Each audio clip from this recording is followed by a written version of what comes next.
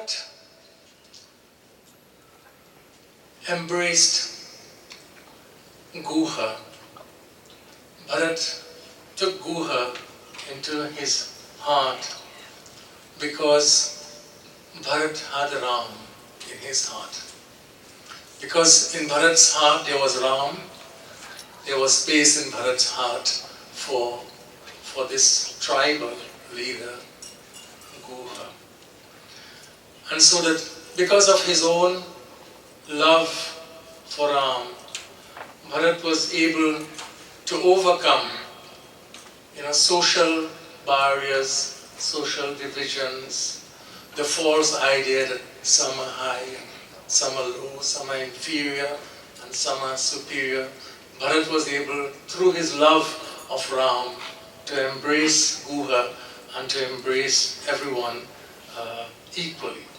Ram occupied the throne of Bharat's heart, because of which Bharat did what was right. Bharat did what was right because Ram occupied the throne of Bharat's heart. So even though Sri Ram was forced to leave the throne of Ayodhya, no one could displace Sri Ram from Bharat's heart. His mother was not successful in displacing Ram from Bharat's heart, and Bharat's conduct reflected that. So much so, as you know, he refused to sit on the throne of Ayodhya. He placed the sandals of his brother on the throne, and he lived in a small hut separately from the palace, because Ram was in his heart. Tonight, I want to take up and ask the question, how can we follow Ram? Keep it in mind, as I said last night and as I would say tonight, that when we read of Ram in the Ramayana, we must know we are reading of the divine. Every time the word Ram comes, we should remember God, the divine. So when I ask, how can we follow Ram in the way that Bharat did, I'm asking, how can we walk with the divine? How can we walk with God? So, as you know, the birth of Sri Ram was a great source of joy. It was a great source of happiness to everyone in Ayodhya. To his father Dasarat and his mother Kaushalya, who had longed for children, Sri Ram and his brothers brought great joy. Their birth brought great joy to the Raghu family. Days and nights, we are told, passed in celebration and great rapture. The children were now in the home. There was celebration in every home because Ram was joy himself, the personification of joy, was with them. But then this happiness in Ayodhya was matched a few years later when the king announced that Ram would occupy the throne. So people were very happy for this news. This is what they wanted. They rejoiced in their hearts that Ram would now be the king of Ayodhya. And they went about preparing for the enthronement of Sri Ram. There was music and there was celebration and feasting throughout the city because they all wanted Ram to be the king. In other words, we should read, God was with them and they were joyous. They were full of joy because of the presence of the divine in their midst. But this celebration was short-lived, and Ram was soon to be exiled, and he was soon to be banished from their midst. And the cause, as you know, is the deep desire, I'll talk a little more about it, the deep desire on the part of Ram's stepmother, Bharat's mother, Kaikeyi, to have her own son Bharat be the king of Ayodhya. She wanted to be the queen mother.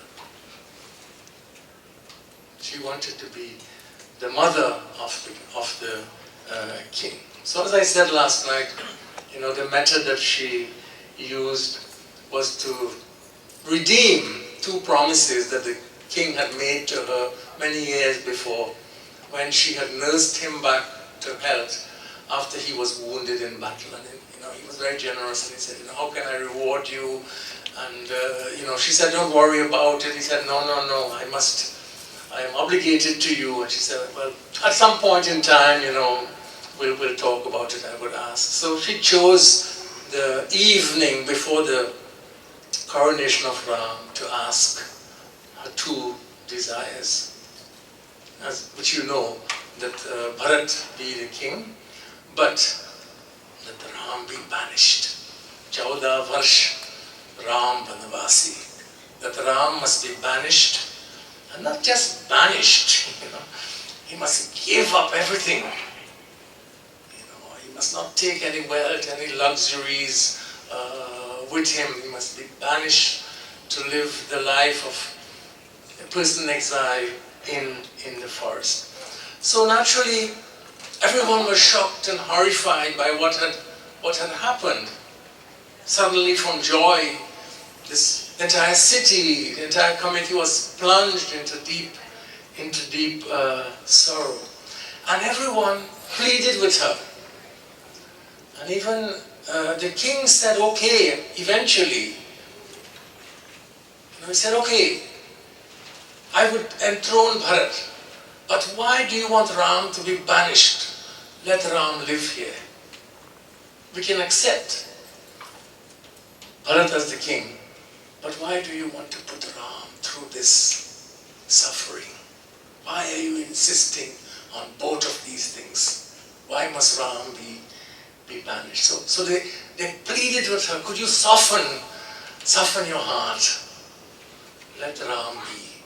Let him stay among us. Don't insist on his banishment.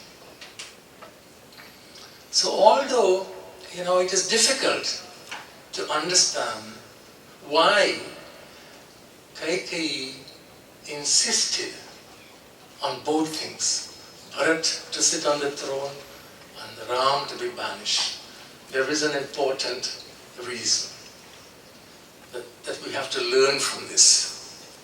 There's something important, there's an important connection here between her insistence on Ram's banishment and Bharat becoming the king. This is what the Ramayana wants to teach us. What is that insight? What is that point? Something had taken the place of Ram in Kaikeyi's heart. Something had now occupied the throne of her heart. Her heart was no longer occupied by Ram, by the divine. It doesn't matter if she was a woman. I'm not speaking, this has nothing to do with gender. Right? It has nothing to do with gender. It just so happens that I'm speaking about Kaikeyi, but it has nothing to do with it. It could be any person, any human being. Something has taken the place of the divine in her heart. In her case, it was greed. Right? In this case, it was greed for power. Because if her son became the king, she would enjoy greater power in the palace. In fact, she was told that. There's a discussion between her and one of her maidservants. They said, don't you see what is happening? If you allow Ram to become the king, you would become like a servant in this palace. So now you must assert yourself. Now is the time for you to assert yourself, otherwise you will lose all power So, because of her desire for power, for her son and herself, she displaced the divine. The greed for power occupied her heart. And whenever greed occupies the human heart, the divine is exiled. The divine is exiled. Ram has to go. We force Rama out. Because now the throne of the heart is occupied by greed. So God is exiled, God is banished from the throne of the human heart and replaced by this greed. Now, let us be clear, when I speak of greed is different from need. There's an important difference. We all have needs, and even the need for power is important. Right? We all want to have some power in our lives. It's not good to be powerless. It's not good to be controlled by others. So the desire for power is important. Otherwise we are controlled by others. In a similar way, we all have the need for wealth. Right? In our Hindu tradition, one of the goals of life is artha, or wealth. Right? But that's a need. Right? And the difference between a need and greed is that greed can never be satisfied. But a need can be satisfied. So needs can be satisfied, but when there is greed can never be satisfied. It doesn't matter how much you get. Whatever their greed is, it is never, you can never satisfy it. It's always subject to wanting more and more and more. So this was Kaikeyi's problem. This is a human problem. And when the heart is captured by greed like this, then the divine becomes secondary. And that's why Ram has to be banished. Or Ram is banished. Because something else has now taken hold of the human heart. There's an important verse in Bhagavad Gita that speaks about this. In the 3rd chapter of the Bhagavad Gita, Arjuna asks a question of Sri Krishna on this issue, which I want to share with you.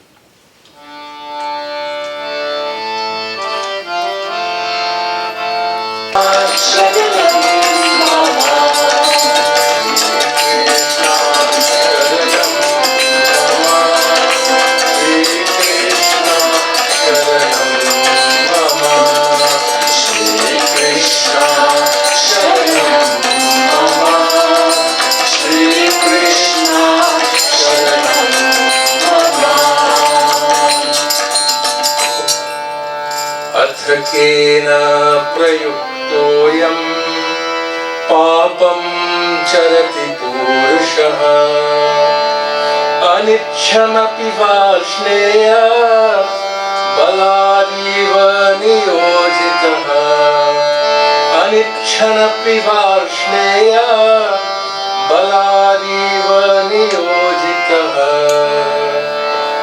So Arjuna, in the 3rd chapter, he asks this important question to Sri Krishna.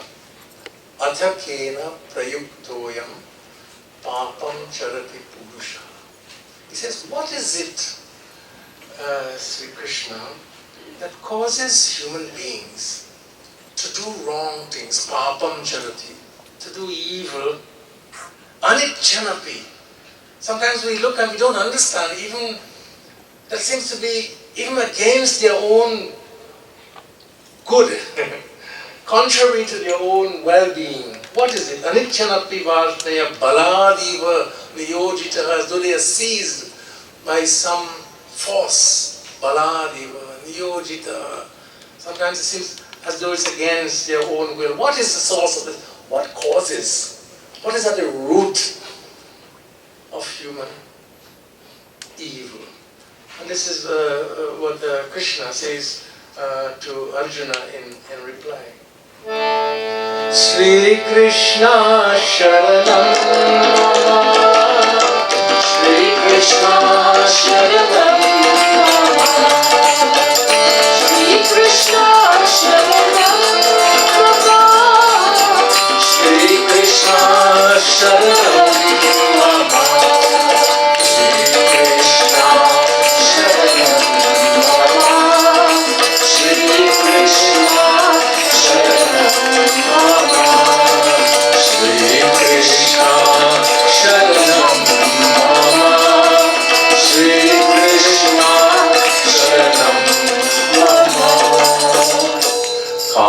Esha Krodha Esha Rajo Guna Samudbhava Mahashano Mahapapma Vidhenam Iha Vairinam Mahashano Mahapapma Vidhenam Iha Vairinam Shri Krishna Sharanam Mama Shri Krishna Sharanam Mama Shri Krishna Sharanam Mama Shri Krishna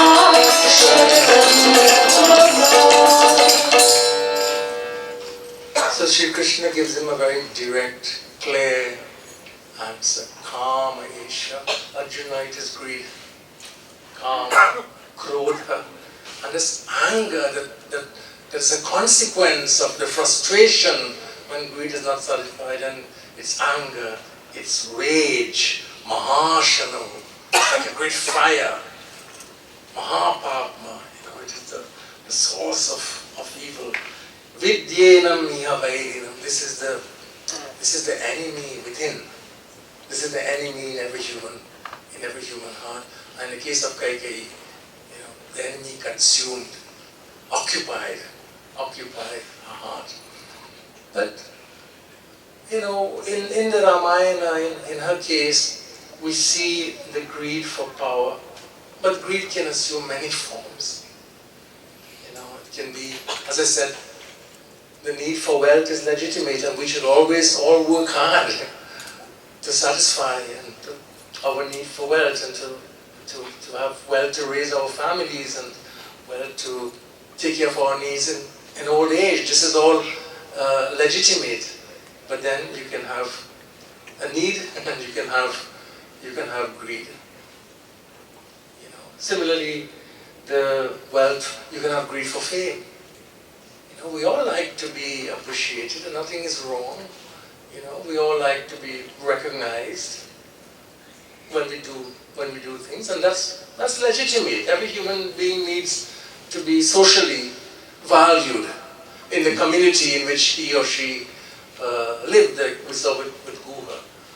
But fame can also become a form of greed, and then you get obsessed. You're always thinking that I'm not being recognized. You always want more recognition, and there is no, it can never be satisfied. So it becomes a kind of a greed that consumes the heart and then displaces the divine. So greed displaces God, greed exiles. This is what we're seeing in Ramayana. Greed exiles God. Greed pushes away the divine from being the center of our lives. Ayodhya is a very beautiful word. Ayodhya, is negative. Yodha is yuddha. Ayudha. So Ayodhya means a place where there is peace.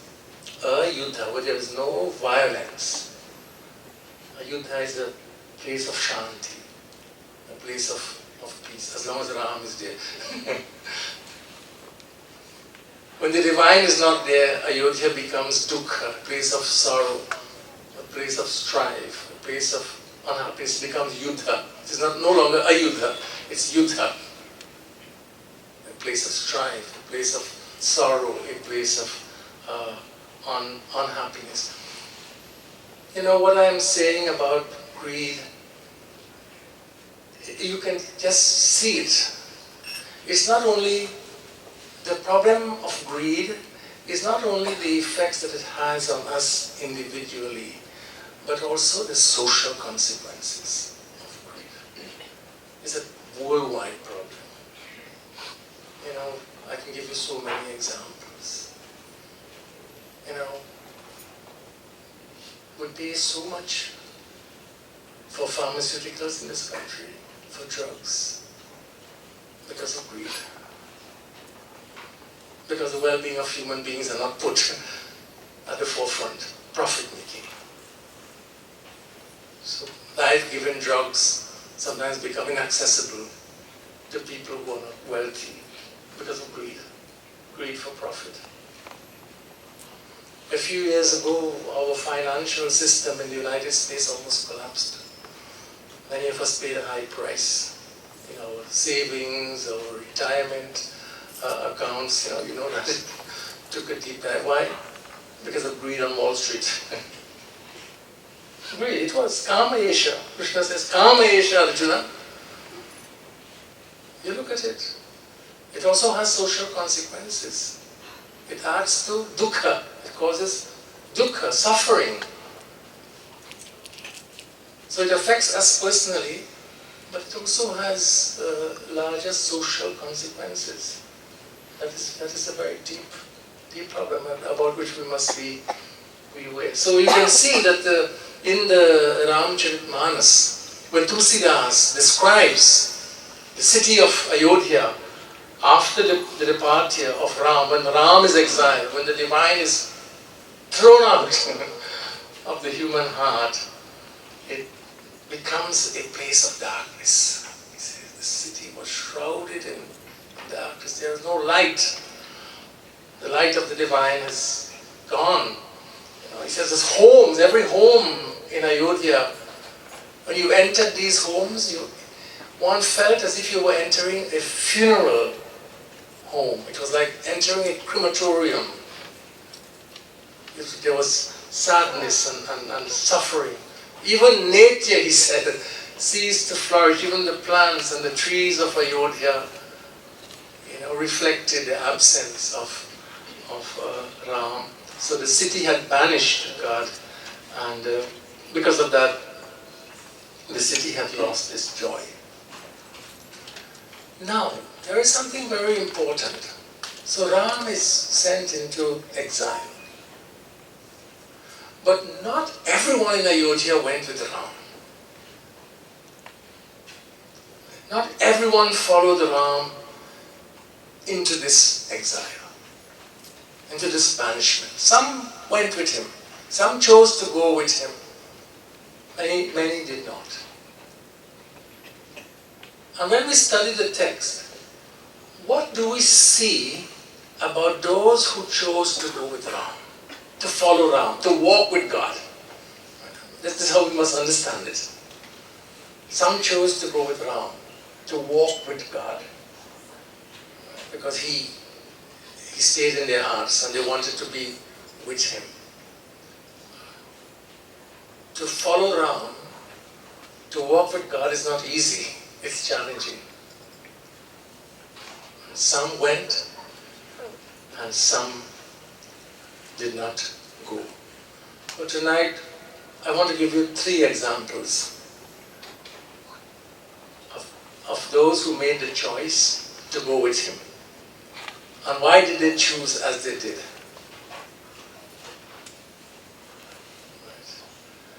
And what I want you to see is that in making this choice, every one of them had to give something up. To walk with Sri Ram, to walk with the divine, they were prepared to give something up. To go with him. Even though that journey was a very difficult journey. It was not a smooth path. It was a rough road. But each one had to give something up to make that journey. So the first person, when the news of Ram's banishment was announced, the first person who said that I will go, I want to go with him, I want to walk with him, was Sitaji.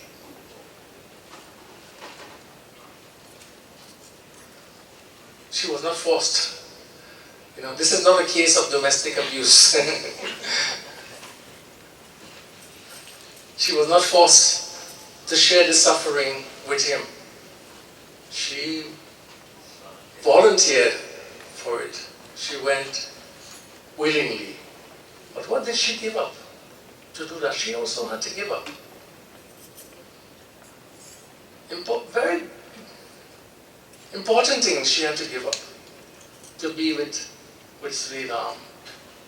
Because Ram, of course, was thinking of her well-being and tried to persuade her not to come.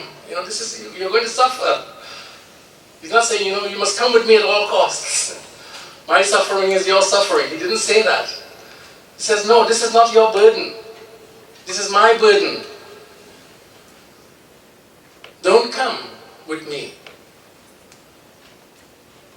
But she insisted. And what did she give up? Well, just to give you an example, and these are not Ram's words. These are the words of Sita's mother-in-law, Kaushalya. She tells us what Sita had to give up.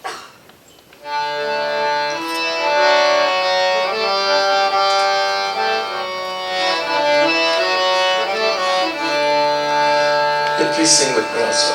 Sri Ram Jaya Ram Jaya Jaya Rama. Sri Ram Jaya Ram Jaya Jaya Rama. Sri Ram Jaya Ram Jaya Jaya Rama. Sri Ram Jaya Ram Jaya Jaya Rama. Sri Ram Jaya Ram Jaya Jaya Rama. Sri Ram Jaya Ram Jaya Jaya Rama. Sri Ram Jaya Ram Jaya Jaya Rama. Sri Ram Jaya Ram Jaya Jaya Rama. Palang Peet Kaji Godahi Dora Siyan Deen Pagu Avani Katora जियन मूरी जिनी जो बत रहा हूँ दीप बाती नहीं कारण कहूँ श्री राम जय राम जय जय राम श्री राम जय राम जय जय राम श्री राम जय राम जय जय राम श्री राम जय सिया चलन बन साखा आई सुता होई रघुनाथा चंद किरण रस रसिका चकोरी रवि रुख नयन सकल की जोरी श्री राम जय राम जय जय राम श्री राम जय Shri Ram Jaya Ram Jaya Jaya Rama. Shri Ram Jaya Ram Jaya Jaya Rama. So, Sita's mother-in-law describes Sita's life when she hears that she wants to go with Ram. She says, that you have never stepped on this ground.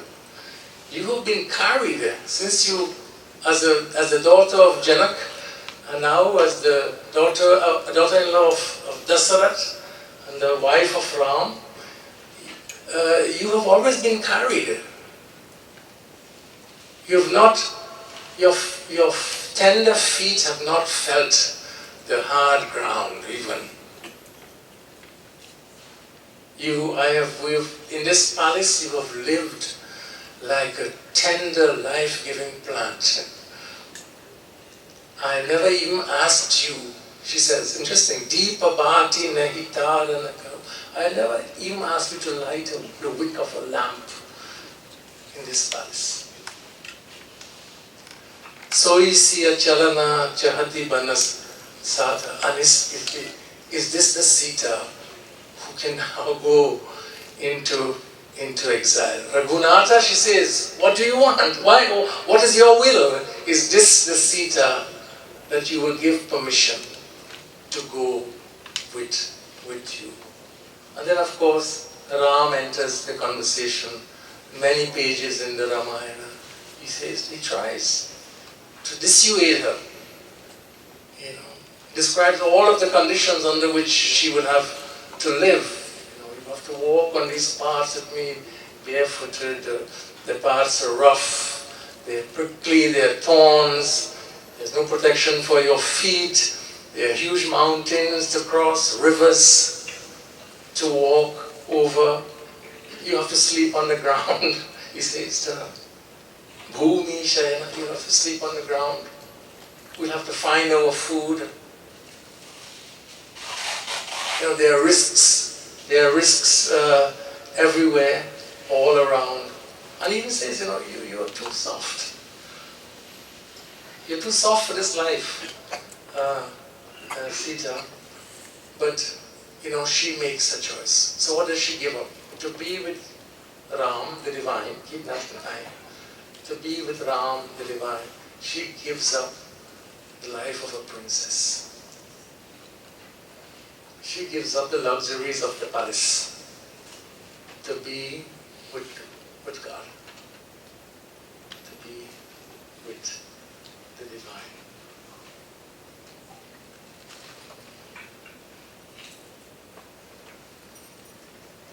The second person I want to mention to you who also gave up to be with God was Hanumanji. I know we don't often think that he gave up to be with Ram.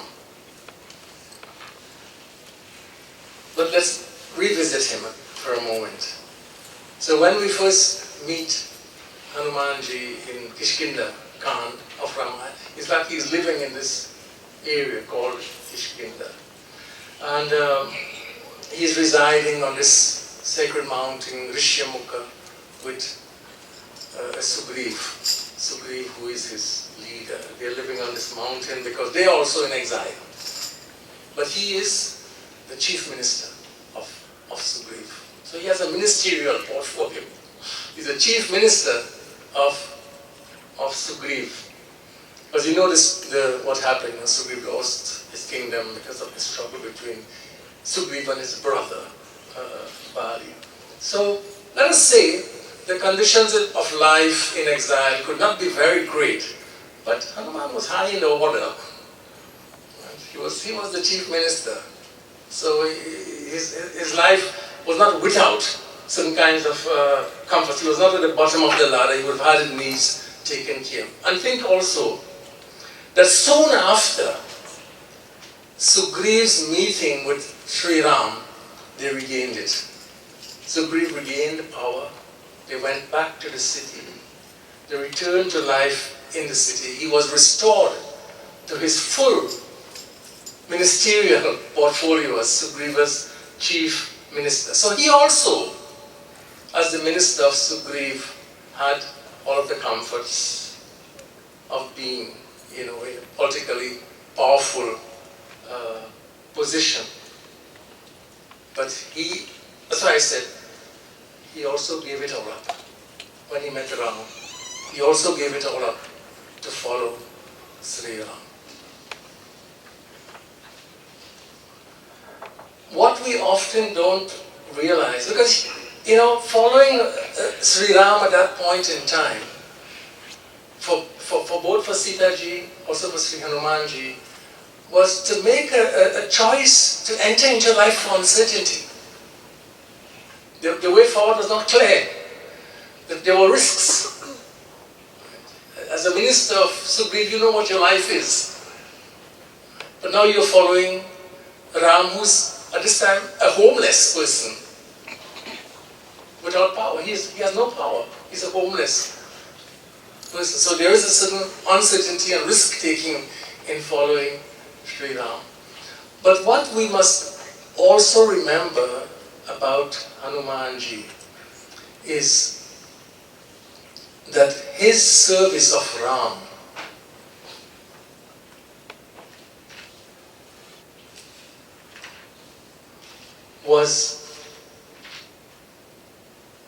brought him a certain kind of suffering. It was not an easy part for him, because as you know, he was taken prisoner by Ravana. And in the Ramayana, there was a big discussion. Should we execute him? So he was, in a sense, he put his life on the line. He could easily, taking the text realistically, there was a discussion. Let's execute him. Many of them were saying. Right? And then eventually they said, but you know, he's a representative of Sri Ram. And even in those ancient times, they seem to have had some code of conduct like diplomatic immunity. So we have to, he has to be given immunity because he's representing someone else. He's representing Sri Ram. So they decided that they will not execute him, but he was close to execution. So then they said, well, we can't execute him, but we can mutilate him. Let's mutilate him. We're going to kill him, because that would be wrong. But we can surely hurt him, mutilate him. So you know that section of Ramacharitmanas.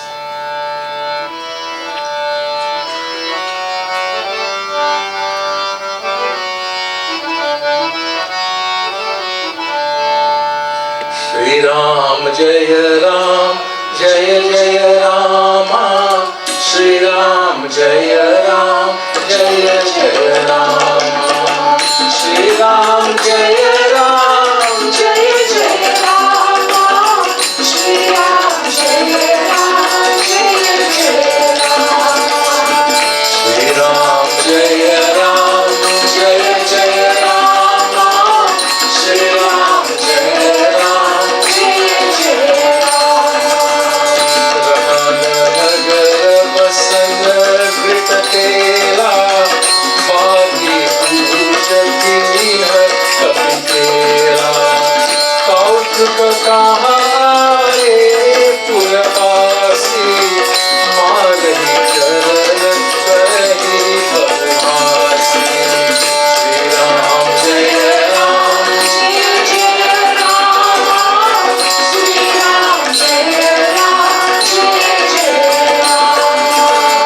Shri Ram जय राम जय जय राम श्री राम जय राम जय जय राम बाजही ढोल देहि सब तारी नगर तेरी सुनि पूछ प्रजारी पावक जरत देखी हनुमंता भय परम लघु रूप तरंगा श्री राम जय राम जय जय राम श्री राम जय राम जय जय Ram. So this is what he went through. Raha na nagara basana prita tela, they collected, the oil and ghee, he says, they gathered ghee. And the citizens came out to enjoy this spectacle. But he became a spectacle. They all came out. Marahi charana karahi bahu hasi. Marahi charana. We forget this sometimes. We think of Hanumanji, Pawan Putra, Balavir. But we forget that in the service of Ram also, Marana charana. He was kicked, was paraded on the streets of Lanka, and Marahi Charana. And as they paraded, people kicked him. He received it in the service of Ram. Bahu Hasi. Marana Charana Bahu, and they mocked him. They laughed at him, they jeered at him, they mocked him. Bajahi dol dehi sabatari. They were beating drums. They were beating drums and clapping of their hands and parading him through the streets of Lanka. It's important to remember that about Hanumanji. that in the service of Ram, there was also this public shaming that he, to which he was subjected, how close he came to death, and the humiliation that he also suffered to be with Ram, to serve Ram. I want to say that in the case of Hanumanji, if Sita gave up the life of a princess to be with God, Hanumanji, I want to say, had chose to serve not his political leader, but to serve the divine and to serve the truth that divine being represented. People face that conflict today. Where are my loyalties? That's an important question. To whom am I loyal? What is my highest loyalty? Is it to the one who is in office? Or is there a higher truth represented by the divine, to whom I owe my ultimate loyalty, to whom I am accountable? And you can see, Hanumanji made that choice, even though it also came with a price. When you make moral choices like that, yes, it does come with some cost. If you stand for the truth, you will not always be popular. Popularity and truth are not the same things.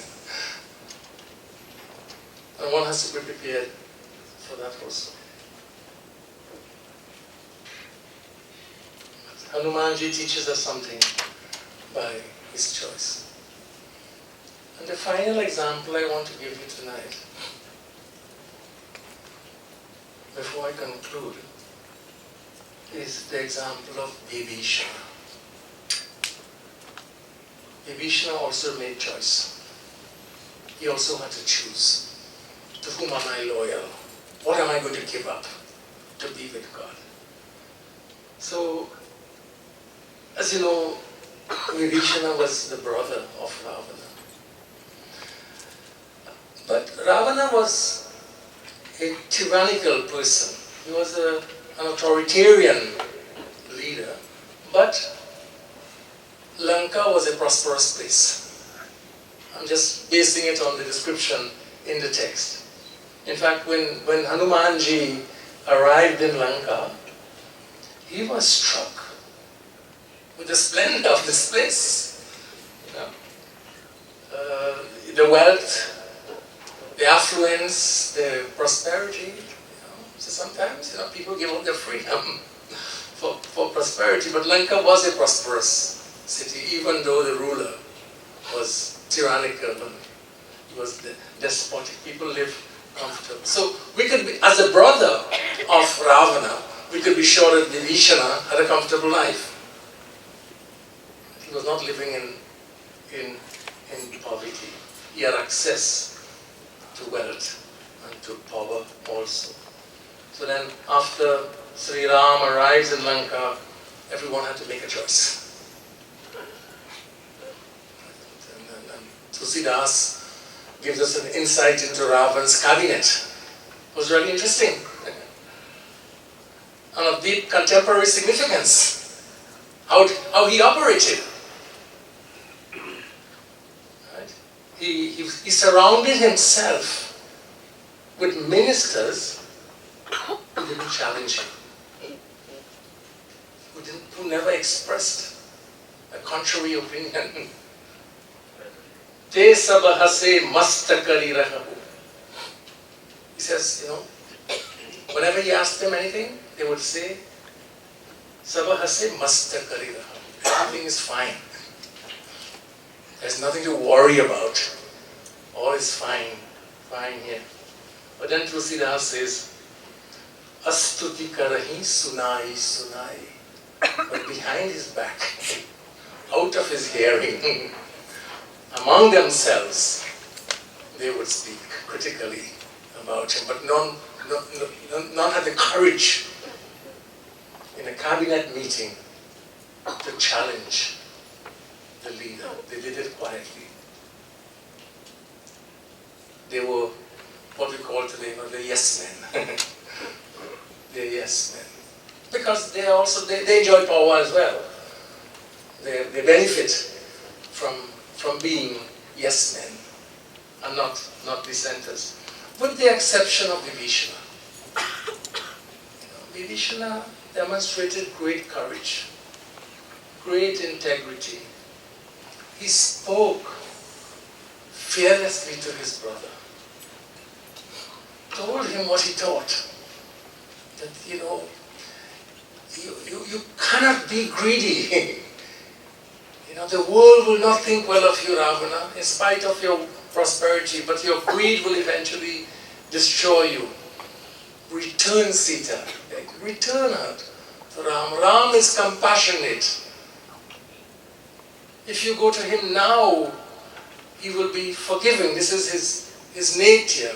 Make peace with him. And what was Ravana's response? A response that we see even today in certain political contexts. Jiyasi sada satamora jiyava. Listen to what he says. You are living off my wealth. You are living through my generosity. And you are taking the side of Sri Ram. You are taking the side of my enemy.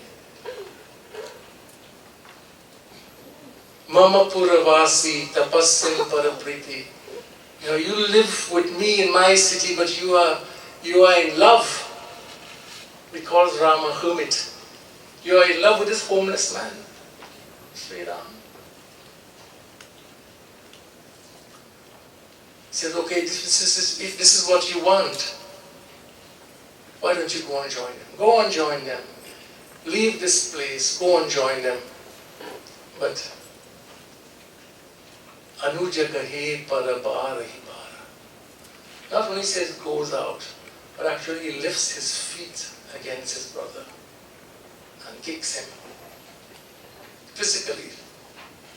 As Hanumanji was treated, he kicks him out of the room.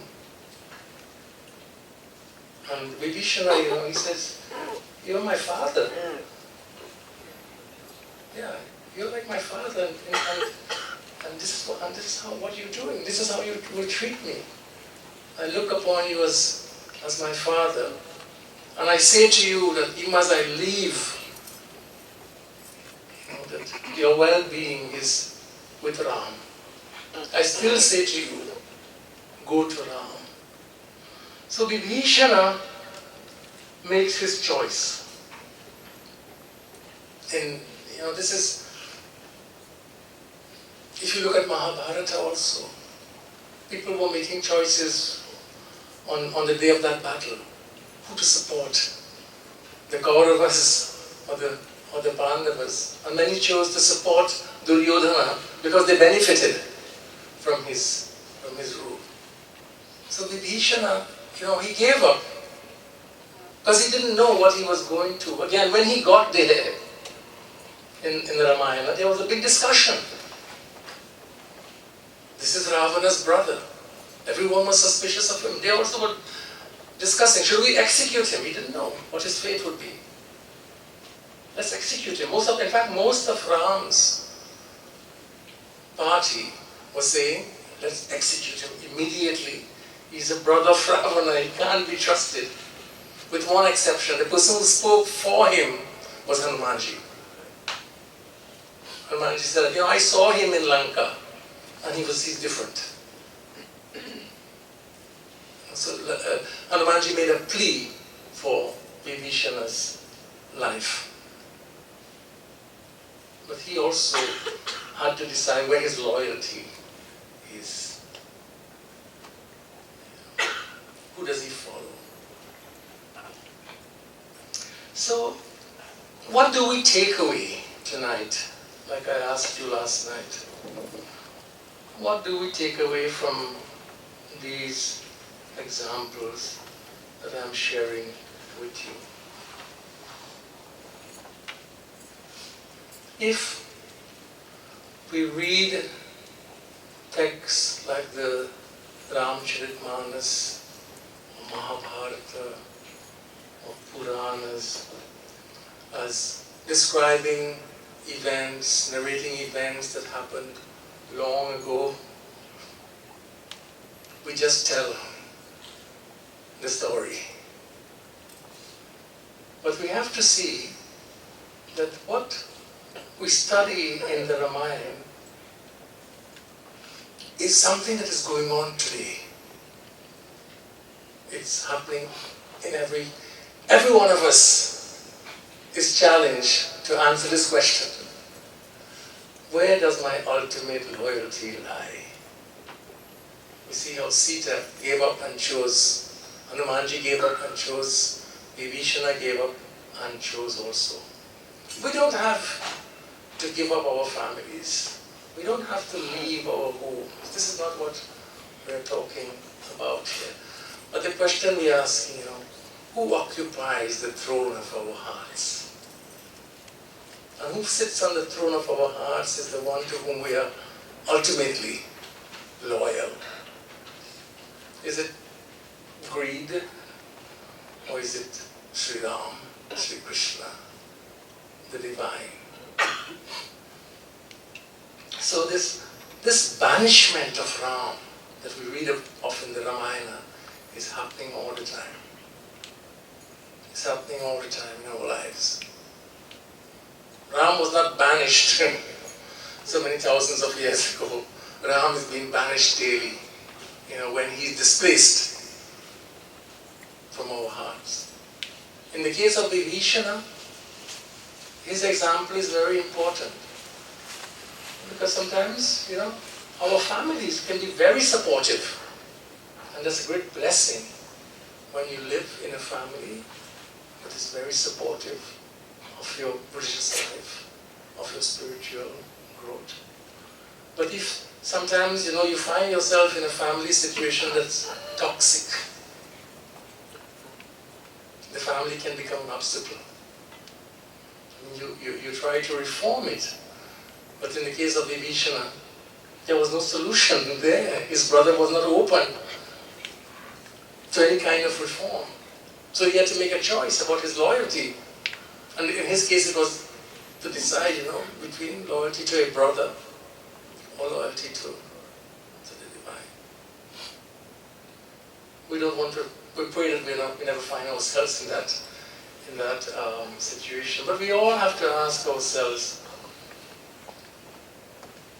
what stands in my own way? What prevents me from being a faithful follower of Ram? What prevents me from being a genuine disciple of Krishna, of Ram, from walking with them? Is it fear? It can be fear. I don't want to give up.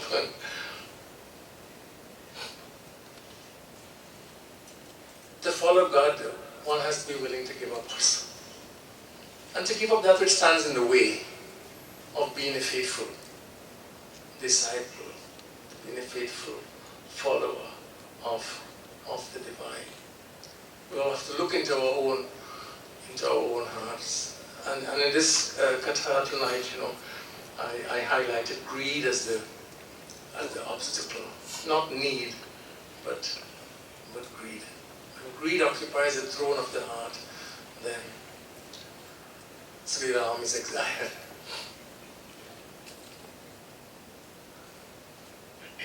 Gandhi, because it's Easter weekend, he said something very important to the Christians of his own time. Because yesterday was Good Friday, that marks the crucifixion of Jesus. And he said to them, you mark this event that happened, 2,000 plus years ago, this crucifixion. But do you ask yourselves how you're crucifying Jesus every day in your lives? You know, he said that the crucifixion is something that's ongoing. It's an ongoing event. It's happening all the time. It's not an event that happened once and for all. So I'm also saying, you know, the exile of Ram is something that is ongoing. You know, and we must be sure that we are not exiling Ram from our lives. In a sense, if I think, you know, looking at the life of Jesus, he was crucified because of greed.